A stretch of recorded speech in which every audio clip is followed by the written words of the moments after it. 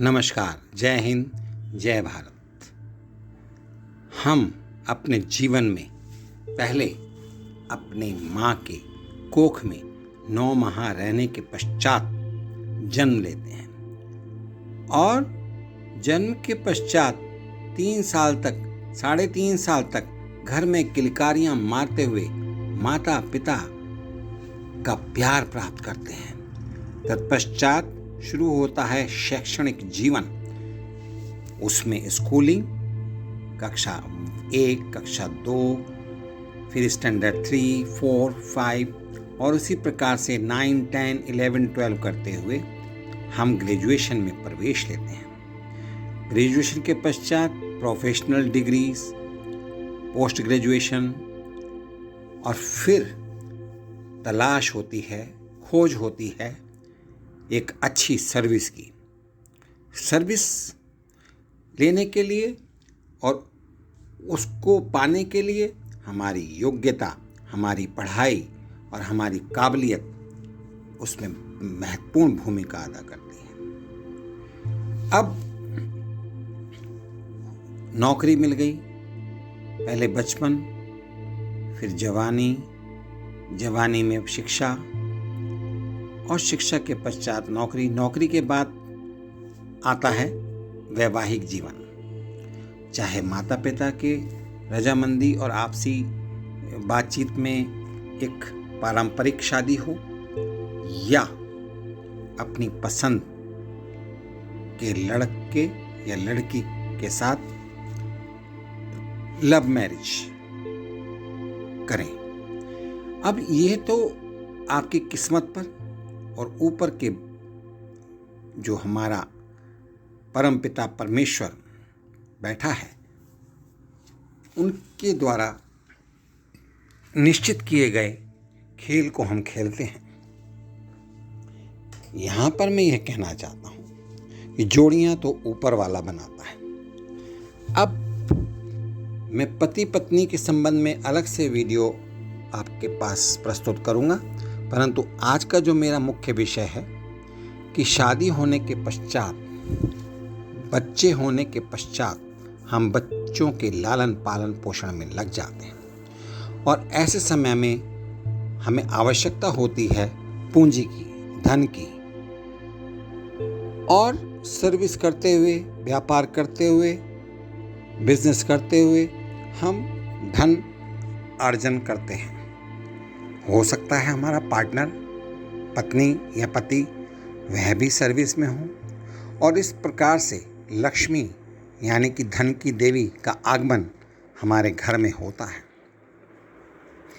उस समय जब हमारे पास धन आता है, सैलरी आती है, बिजनेस से पैसा आता है, तो उसमें से कुछ धनराशि हम अपने घर के खर्चों के लिए प्रयोग करते हैं और 1 महीने के पश्चात जब अगली सैलरी आने वाली होती है तो उस समय हम अनुभव करते हैं कि हमारे पास कुछ धनराशि बच गई, जिसको हम बचत कह सकते हैं। अब आज की डेट में मैं सिर्फ आपको एक एग्जांपल देना चाहता हूं कि मान लीजिए आपकी सैलरी 60,000 है और आपने पूरे महीने में घर खर्च में 35,000 रुपये लगा दिया, 25,000 आपकी बचत हुई। अगर आप वह 25,000 रुपये घर में ही अलमारी में लॉक कर देंगे तो 15 साल के बाद भी अगर वो अलमारी खोलेंगे तो वो 25,000 ही रहेगी। तो ऐसे अवसर पर, ऐसे मौके पर हम सोचने लगते हैं कि हम यह 25,000 रुपये किस प्रोजेक्ट में, किस योजना में, किस तरीके से इसको हम जमा करें, इन्वेस्ट करें कि हमारा धन बढ़ता रहे, नुकसान ना हो। हम यह उम्मीद करते हैं कि 25 के 50 हो जाएं, परंतु हम यह नहीं चाहते कि 25 के 20 रह जाएं या 25 के 15 रह जाएं या टोटल के टोटल 25 के 25 हम लॉस कर जाएं। तो ऐसे मौके पर आज की यह रचना, मैं विशेष रचना आपके लिए लेकर आया हूँ। इसमें मैं आपको इन्वेस्टमेंट के अलग अलग तरीके बताऊंगा, जिसमें ट्रेडिशनल प्लान्स भी हैं, और इसमें विशेष जो योजनाएं हैं वह भी मैं आपके समक्ष रखूँगा। सबसे पहले तो मैं आपको यह बताना चाहता हूँ, निवेश के तमाम ऑप्शन होने के बावजूद भी आज की डेट में एफडी को, फिक्स्ड डिपॉजिट को काफ़ी पसंदीदा विकल्प माना जाता है। आप किसी भी बैंक में 7 दिन से लेकर 10 साल तक की एफडी करवा सकते हैं। अलग अलग टाइम पीरियड के हिसाब से ब्याज दर भी अलग अलग होती है।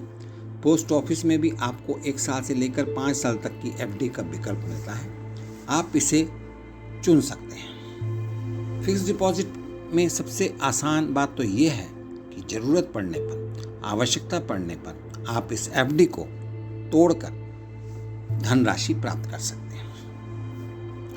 अब मैं आपको लेकर चलता हूं सेफेस्ट, सबसे सुरक्षित योजना। यह है प्रोविडेंट फंड, भविष्य निधि योजना, जिसके अंतर्गत आप प्रति वर्ष 1.5 लाख रुपए तक जमा कर सकते हैं। 1.5 लाख से ऊपर इसमें जमा करने का कोई भी प्रावधान नहीं है। तो 1.5 लाख लिमिट है, मिनिमम 1 साल में 500 रुपये जमा करना आवश्यक है। इसमें भारत सरकार सबसे अधिक ब्याज, इंटरेस्ट रेट देती है और इसमें जमा किया हुआ पैसा गवर्नमेंट ऑफ इंडिया, भारत सरकार द्वारा गारंटीड रहता है। मतलब यह पैसा है जिसको आप तोड़ नहीं सकते। और यह स्कीम 15 वर्ष तक की स्कीम है।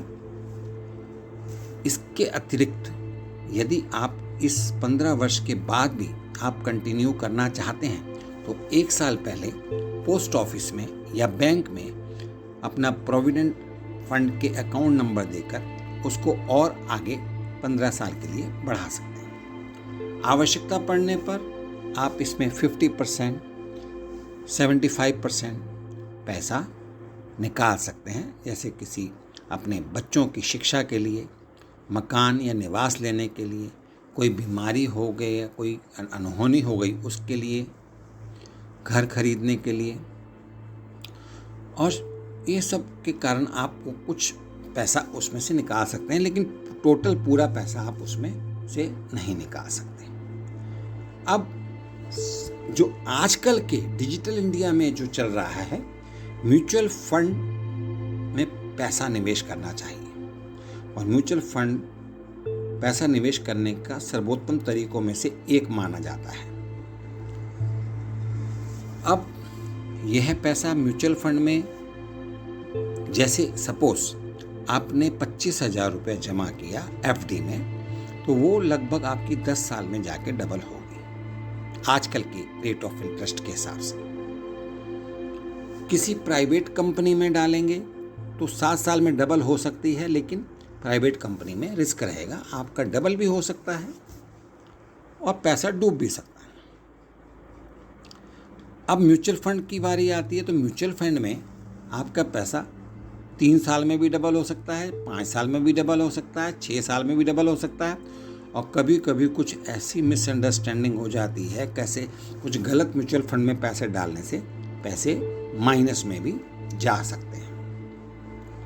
तो ये था म्यूचुअल फंड। उसके पश्चात पैसा आप सोने, गोल्ड खरीदने में भी लगा सकते हैं। तो अब गोल्ड का रेट तो डेफिनेटली बढ़ रहा है, जो कि 50 रुपये, 100 रुपये में 10 ग्राम सोना आता था, आज की डेट में 65,000, 70,000 तक 10 ग्राम सोना आ रहा है। इसकी कीमत लगातार बढ़ती, कभी आज तक सोने की कीमतों में अस्थायी रूप से तो माइनस में जाता है रेट, माइनस मतलब कम होता है, लेकिन अगर ओवरऑल देखें, एवरेज देखें, तो सोने का रेट ईयर बाय ईयर, वर्ष दर वर्ष बढ़ ही रहा है, कम नहीं हो रहा है।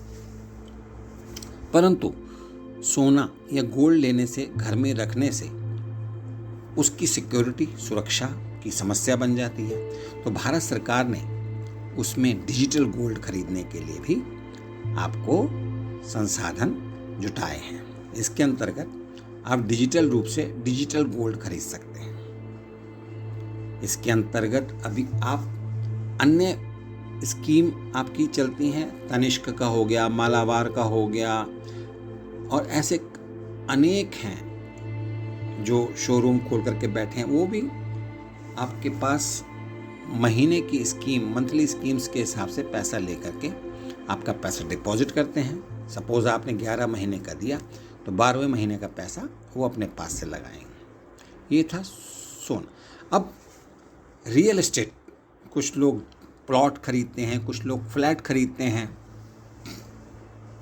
वह प्योर आपके लक पर डिपेंड है।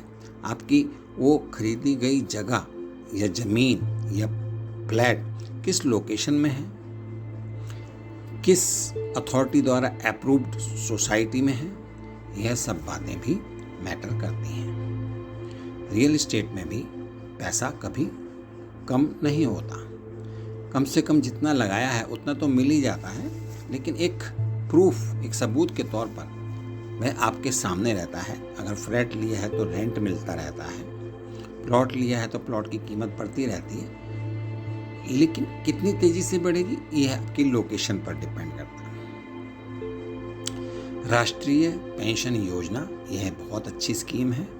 इसमें जो प्राइवेट कंपनी में जॉब करते हैं वह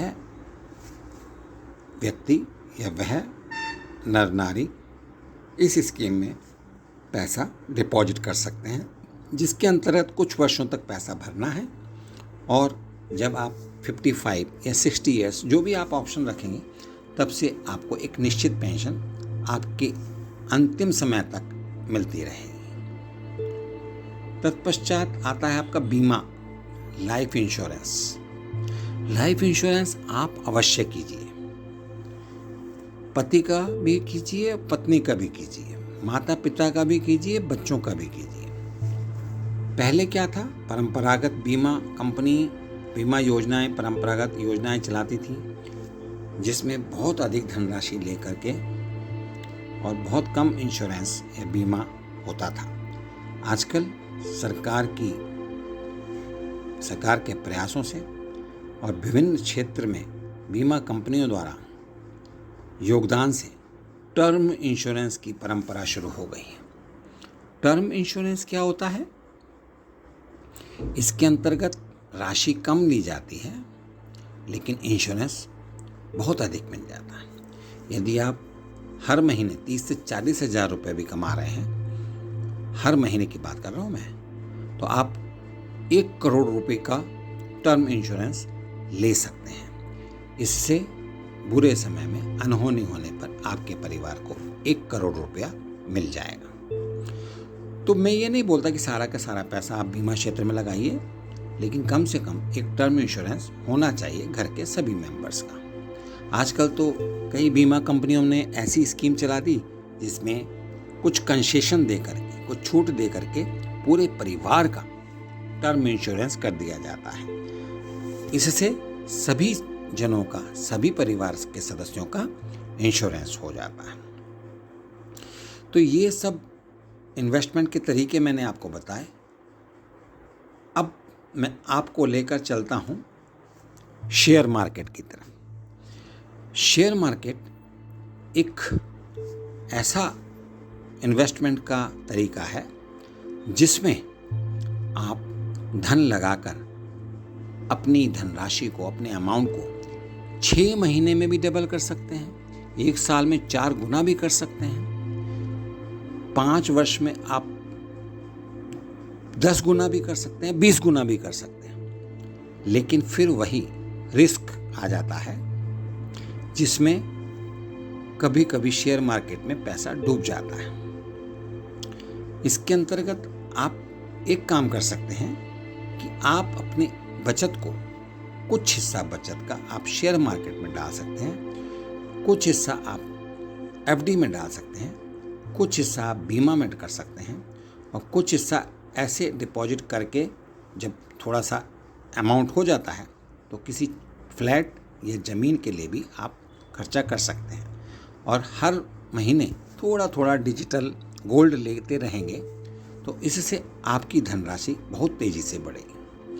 अब फिर से मैं शेयर मार्केट की तरफ लेकर चलता हूँ। शेयर मार्केट में कभी कभी IPO, initial fund offer, IFO ये भी लिखते हैं,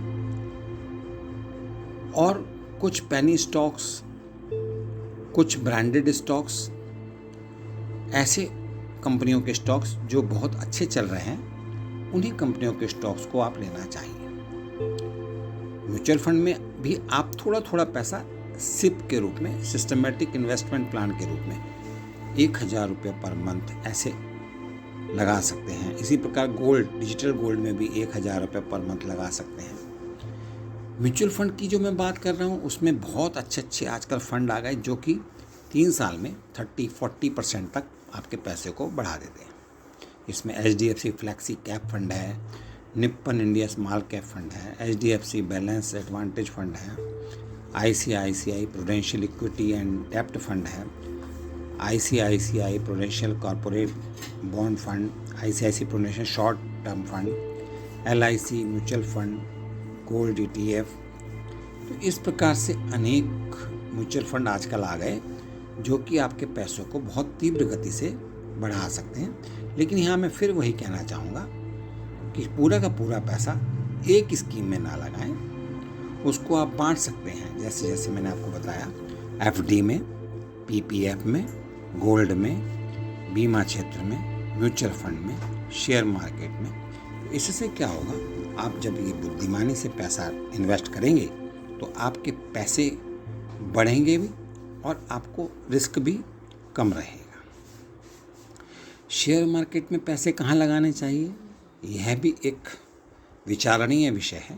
तो शेयर मार्केट में अच्छी ब्रांडेड कंपनियां जैसे हिंदुस्तान यूनिलीवर, टाटा मोटर्स, बिरला की कंपनी और जो गवर्नमेंट सेक्टर की कंपनियां हैं बहुत तेज़ी से बढ़ रही हैं, चाहे वो NMDC हो, चाहे वो कोल इंडिया हो, चाहे HAL हो, ITC हो।